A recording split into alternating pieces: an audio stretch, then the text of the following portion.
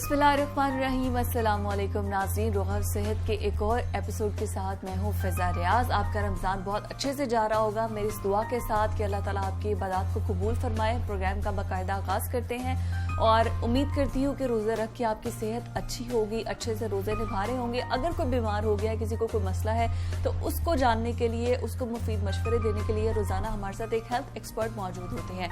तो आज जो हमारे साथ न्यूट्रिशनिस्ट मौजूद हैं, अमारा मुजाहिद मौजूद है।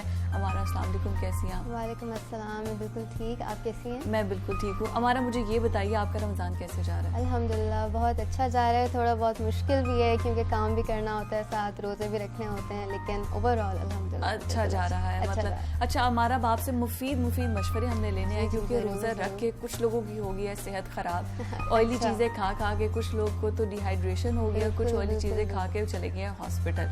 तो अब ये बताइए कि हमारी डाइट के अंदर कहाँ पे हम गलतियाँ कर रहे हैं, जो चीज़ें हमें छोड़ देनी चाहिए? अच्छा, बीइंग अ न्यूट्रिशनिस्ट हमें हमारे बारे में लोगों का आइडिया ये होता है कि अच्छा जी डाइटिशियन आ रही है, इन्होंने अब हमारे सारे मज़े के खाने बंद करने हैं और हमें उबली हुई सब्जियाँ पका देनी है। लेकिन ऐसा नहीं है, हम लोग मना नहीं करते। जो आप एक कैलिंग की है वो है बैलेंस। ठीक है, आप सब कुछ खाएं लेकिन आप बैलेंस के साथ खाएं। अब रोज़ आप अफ्तारी में तले हुए पकौड़े, समोसे और जलेबियाँ मुझसे नहीं छोड़े जा रहे तो बाकी किसी से क्यों वो छोड़े तो हमारी आदतें बन चुकी हैं ना, हमारी आदतें ही इस तरह की हो चुकी हैं कि अब जब तक ना हो अफ्तारी में तो हम कहते हैं ये क्या अफ्तारी है, ये क्या बीमारी है, अफ्तारी आपने बना ली है। तो खैर खाएं ज़रूर, लेकिन आप मॉडरेशन के साथ खाएं। आप फ्राइड आइटम्स रखें। आप कह रहे क्या हैं, देखें आप अगर चिकन पकौड़ा फॉर एग्जांपल आप फ्राई कर रहे हैं, ठीक है, चिकन बहुत अच्छा सोर्स है प्रोटीन का। प्रोटीन तो आप ले रहे हैं, लेकिन साथ जो आप उसने उसको डीप फ्राई करके आपने निकाला, उसको आपने अच्छा खासा फैट भी जमा कर दिया। आप 250-300 कैलोरी सिर्फ अपने चिकन पकौड़े, समोसे वगैरह से ले रहे हैं। तो आप समझ लें कि न्यूट्रिएंट नहीं है, एम्प्टी कैलोरीज लेते जा रहे हैं। तो हम लोग रिकमेंड करते हैं कि आप एनर्जी डेंस फूड के बजाय न्यूट्रिएंट डेंस फूड लें। अब मैं आपको बता देती हूँ एनर्जी डेंस और न्यूट्रिएंट डेंस में थोड़ा सा डिफरेंस। एनर्जी तो हमें चाहिए होती है, एनर्जी हम फास्ट फूड के ज़रिए भी पूरी कर सकते हैं, एनर्जी हम सिंपल कोक, पेप्सी पी के भी अपनी पूरी कर सकते हैं, लेवल ज़्यादा कर सकते हैं, लेकिन उसमें कोई न्यूट्रिएंट नहीं होता, ना वाइटामिन ना मिनरल्स। आप बस दगादग कैलोरीज पे कैलोरीज ले रहे होते हैं। इसी की जगह अगर आप कोई फ्रूट जूस ले लें, जिसका मैं फ्रेश जूस की बात कर रही हूँ, आप कोई फ्रूट खा लें, आप कोई सैलड वगैरह खा लें, कोई वेजिटेबल्स खा लें, कोई इस तरह की चीज़ खाएं, तो आपको एनर्जी के साथ साथ न्यूट्रिएंट्स भी मिलते हैं।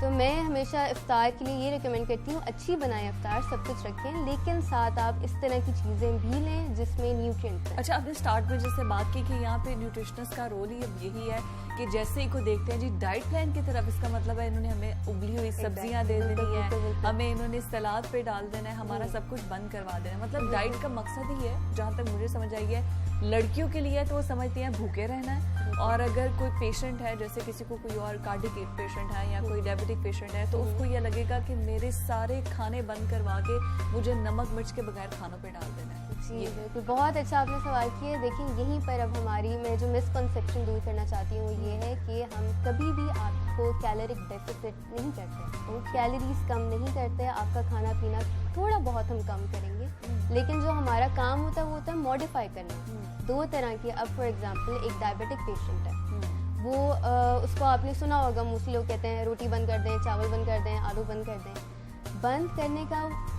सवाल ही नहीं पैदा होता। अच्छा। आपने मॉडिफाई करना है, ठीक है, जिस तरह आप रिफाइंड चीज़ें खा रहे हैं, रिफाइंड आटा, वाइट राइस और इस तरह की चीज़ें, ये वो हैं जिनको हम कहते हैं हाई ग्लाइसेमिक इंडेक्स। ये फ़ौरन आपकी बॉडी में जाके ग्लूकोज लेवल को शूट करती हैं, बढ़ाती हैं।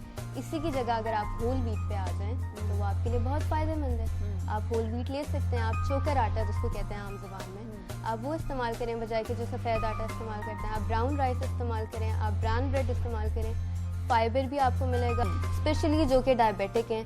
और मोस्टली होता ही है, जो डायबिटिक होते हैं वो हार्ट पेशेंट भी होते हैं और उनको बीपी का भी इशू होता है, और इन सब के लिए जो होल व्हीट है वो बहुत फ़ायदेमंद है। आप दवाइयों पे इतना लगा रहे हैं, आप अपनी ग़िज़ा तो सही करें ना, जो रूट है, जो आपकी ज़रूरत है।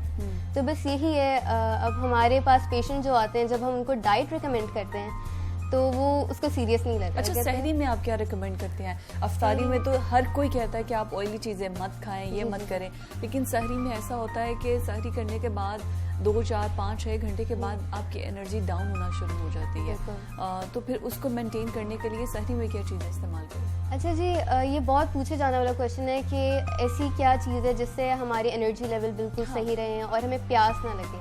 हमारी जो बॉडी है ना, वो जब आती है स्टारवेशन स्टेट पे कि मतलब 12 से 14 घंटे का हमारा रोज़ा होता है, तो ऐसा हो ही नहीं सकता कि हम डाउन फील ना करें, क्योंकि हमारी सारे जो ब्लड ग्लूकोज होती है वो यूज़ हो चुकी होती है। फिर हमारी बॉडी लिवर से लेना शुरू कर देती है ग्लूकोज और हमारे फैट बर्निंग का प्रोसेस स्टार्ट हो जाता है। लेकिन ये है कि जब आप सहरी कर रहे हैं तो आप देखें, आप पूरी रोटी खा रहे हैं, अच्छी भली कैलोरिक और न्यूट्रिएंट डेंस चीज़ें ले रहे हैं, उसमें आप दही का इस्तेमाल करें, आप कोई स्मूदी वगैरह बना के पी लें, खजूर और बनाना और योगर्ट और दही और या लस्सी, ये सारी चीज़ें वो हैं जो पोटेशियम इनरिच्ड है। अच्छा, लस्सी पी के तो नींद बहुत आती है, उसका जी, इसका ये लस्सी में एक अमाइनो एसिड होता है ट्रिप्टोफैन के नाम से, जिसकी वजह से हमें नींद आती है। तो आप लस्सी पिए, सहरी करके सो जाएं आप और क्या करें। तो ऑफिस किसने आना है, जिन्होंने ऑफिस जाना है तो वो क्या करें फिर? उनका लस्सी पीने को दिल करे भी और लस्सी ना पिए, चलिए फिर वो आप दही खा लें, मैश आप बनाना मैश करें, दही के अंदर डालें, साथ 2 डेट्स लें, वो खा लें। अच्छा, उससे भी एनर्जी आपका ठीक रहता है? बिल्कुल, एनर्जी लेवल आपकी, बस आपने अपनी कैलोरी, आप किसी डाइटिशियन के पास जाएं और कहें कि मुझे 2000 कैलोरीज पूरी करनी है अफ्तार से सहर तक, वो आपको पूरा प्लान बता देगा कि ये खाएं, आपकी पूरी कैलोरीज पूरी हो जाएगी। एक बॉडी को मिनिमम या मैक्सिमम 2000 कैलोरीज पर डे चाहिए? एक फीमेल को 2000 कैलोरीज चाहिए होती हैं पूरे दिन में, और एक मेल को 2500 तक चाहिए होती है, 2500 to 3000। अच्छा, और ये हमारे सहरी और अफ्तार दोनों में एडजस्ट हो जाते हैं। अब जो घर में रहने वाले हैं उन्हें कैसे पता चले जी हमारी कितनी कैलोरीज होगी? अब जो समोसा हम खा रहे हैं, जो पकोड़ा हम खा रहे हैं, उसमें हमें क्या पता कितनी कैलोरीज है? समोसे पकोड़े का मैं हिसाब लगाऊं तो 2000 से काफ़ी ऊपर ही हम लोग खा लेते हैं, ठीक है, लेकिन बात फिर वही है ना कि आपने सिर्फ धड़ाधड़ कैलोरीज ली हैं, आपने कोई एनर्जी नहीं ली, न्यूट्रिएंट्स नहीं लिया। अच्छा, हमारे खानों में जो है वो फ्रेश फ्रूट्स, फ्रेश सैलड्स ये गायब होते हैं, और समोसे और पकोड़े ये चीज़ें हर फ्राइड आइटम आपको पड़ा हुआ नजर आएगा। अच्छा, कितना ज़रूरी है हमारे अफ्तार में इन आइटम्स का मौजूद होना हमारी सेहत के लिए कितना अच्छा है? क्योंकि 12 से 14 घंटे आपने फास्टिंग की, उसके बाद डायरेक्ट अगर आप ये ऑयली चीज़ें खाते हैं तो इसका साइड इफेक्ट क्या क्या है?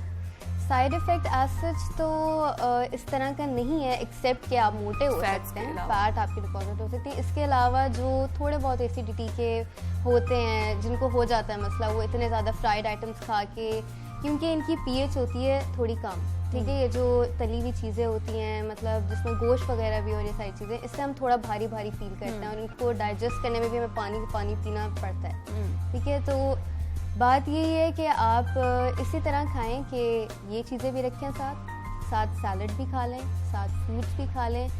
गोल ये है कि डाइट को मेंटेन करें, थोड़ा थोड़ा वैरायटी, हर चीज वैरायटी कलर्स हर चीज एग्जैक्टली। आपका जो डाइनिंग टेबल है वो कलरफुल होना चाहिए, ठीक है, आपकी प्लेट कलरफुल होनी चाहिए, हर कलर की चीज़ें हों, ये अट्रैक्ट भी करती है। और हमारी आदतें बनी हुई ना, अगर हम अपनी आदतों को ठीक करने लगे तो आहिस्ता आहिस्ता हमें बेहतरी महसूस होगी, हमारा खुद दिल करेगा कि हम अच्छी चीज़ें खाएं। अच्छा, हमारा ऐसा है कि कुछ लोग रोज़ा रखने के बाद नोज़िया की बहुत ज़्यादा शिकायत होती है, मुझे खुद अभी ये 1-2 दिन से फील हो रहा है, तो ये बहुत डिस्टर्बिंग है, मतलब you can not throw up, आपको ऐसा फील होता है कि दिल ख़राब हो रहा है बार बार। ऐसी क्या गलतियाँ हम लोग कर रहे हैं? देखिए, सिर्फ रोज़ा इसमें रोज़े का कसूर नहीं है, इसमें हमारा अपना भी कसूर होता है कि हम अपनी रूटीन नहीं सेट कर पा रहे होते हैं।